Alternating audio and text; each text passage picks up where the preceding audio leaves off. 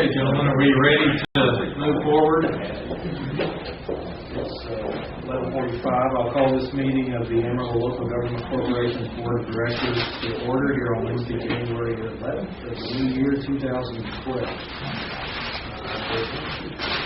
We're all here. The quorum is present. All members are present here today. Our first action item on the agenda is agenda item number 2, the approval of the minutes from our previous meeting. I move for approval. That's quick. They were sent out. They should have read them. There you go. Okay, it's been moved and seconded. The minutes be approved as mailed out. Those in favor indicate so by saying aye. Aye. Those opposed, minutes stand approved. We were promised the CD because who's going to be the project manager, and we haven't got it yet. You probably talked to Joe more than anybody, but you just remind me about that. I want a copy of the CV of the guy who's going to be running this project. Garth, we briefly met him at the meeting, but we didn't get anything on paper. Yeah, I was trying to. I might note, Garrett's not with us today, not because he doesn't desire to be part of this group, but he has other obligations dealing with water, I think, which is important. So he's not with us today. We'll do this next time. Item number 3 on the agenda is an update, outstanding agenda item related to an opportunity for update of the status of projects. Let me begin that. Just in terms of, as the board, the school board knows, your document development review committee has been diligently working over the last several weeks on the crafting of the development of lease agreements for the hotel and the parking structure. We've made good progress in that regard. Intend during the closed session portion of today's meeting for the full board to participate in further discussions with our legal counsel regarding the status of the development of that document. So that is occupying a great deal of time and attention. Understanding that it is a document that's going to be controlling this community's interests, the hotel and the parking structure for likely the next 80 years. So we're very careful, as everyone is aware, to be smart about that moving forward. So that's occupying a great deal of time of the committee. Excuse me, Mr. President, but I say this in sincerity. The time that the document committee, and that is, I think, the proper term, has spent and committed on this is unbelievable. Hours and hours and hours and hours outside of this meeting. We work so retarded, Jim, to be going back. Yeah, we're a little slow. But anyway, I appreciate it because it does save us a lot of time, and we couldn't pick the better 3 to do it. Thank you.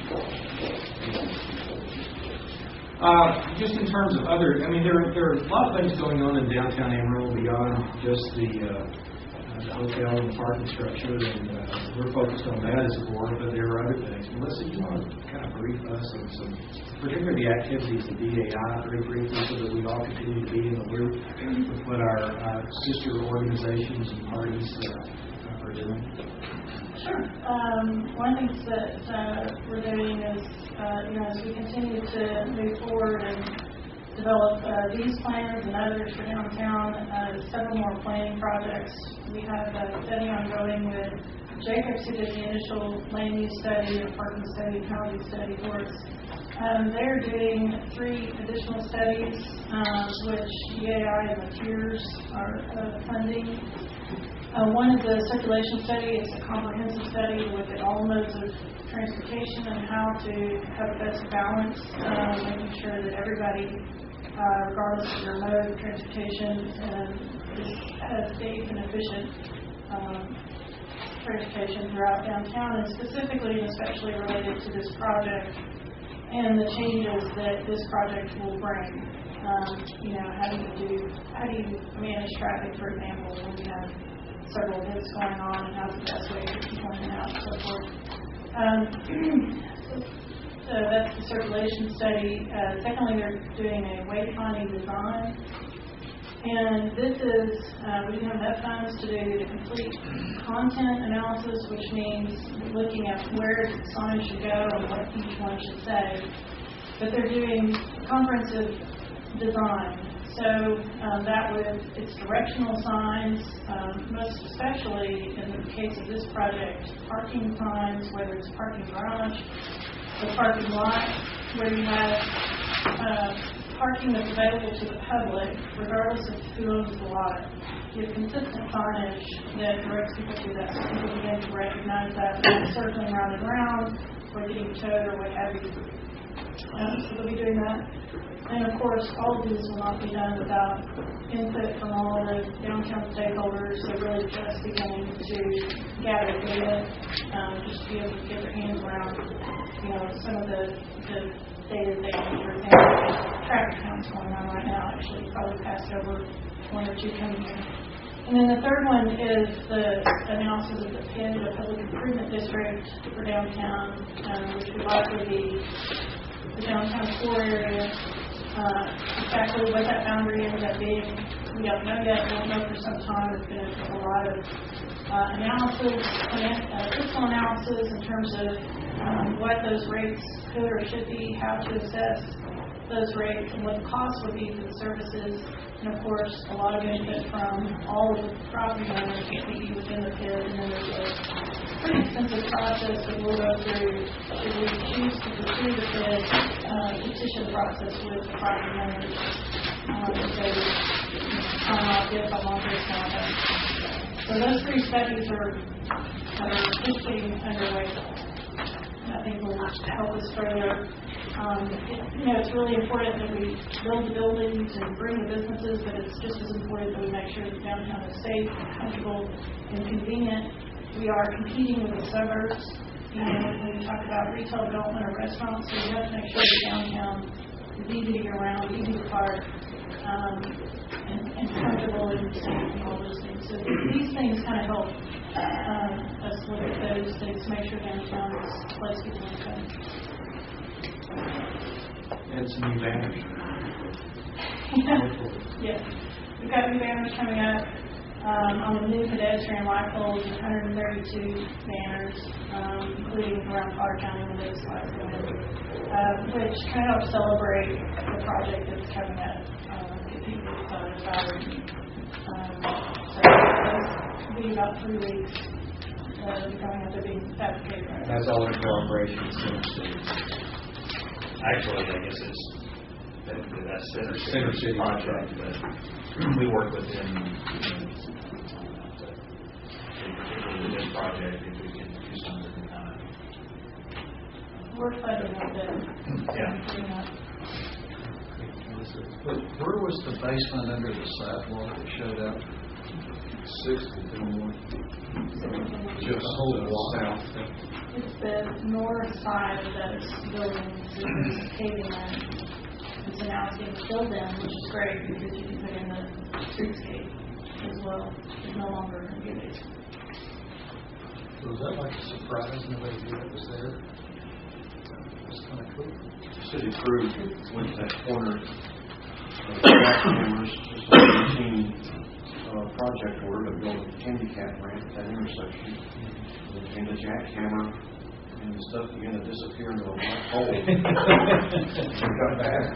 And the investigations revealed the unknown basement of the city sidewalk. Maybe some old publishers from the Globe News. How's the Globe News? I think there was a long debate that was finally figured out as to who was responsible for the basement under the public right of way. And that was finally worked out and the historical record became blurry back in the late 1800s.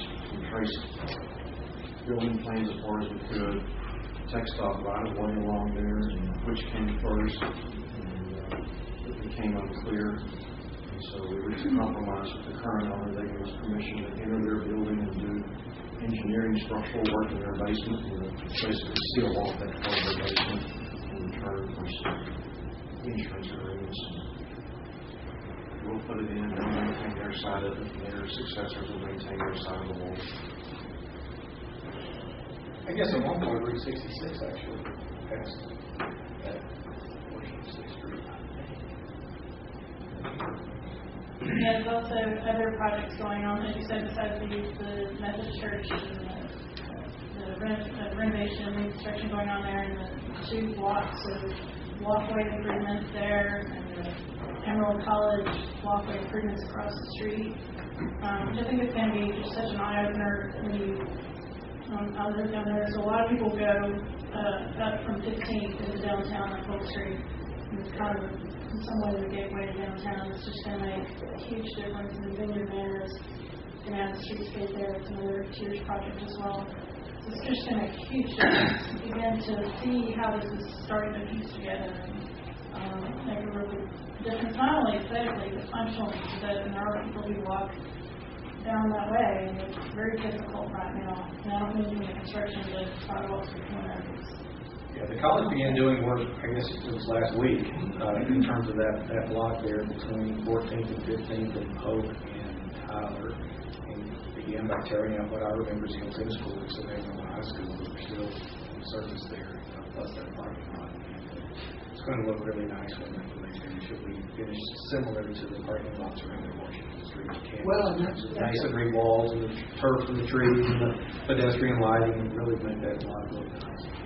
It's heavy traffic because the senior citizens, Polk Street Methodist, First Baptist, and kind of a little bit lesser extent, First Pres. And the size of the business, the business. Heavy, actually, pedestrian. I've been working with the city and the Sherman College to help make that safer because there's a lot of people crossing. There's a lot. And how do we tie those 2 projects together and make it The church did move into a portion of its renovated facility this week in terms of the vertical renovation of the building, the school over there, and the total project of the church should be done middle of the year, summertime, and that will be finished about the same time AC finishes their water. So that will all happen pretty much concurrently in terms of being finished. And despite the fact it's not finished quite as quickly as I think the county had hoped, the courthouse project will be finished this spring. It's my understanding that they are tentatively kind of planning on moving to work in April, rededication of 1935 courthouse, including the streetscape work via the tiered resources. And so between those 3 projects, that's $30 million worth of development in downtown Amarillo, just those 3 programs. So our hotel, the parking structure, and all are big investments, but there are other big investments.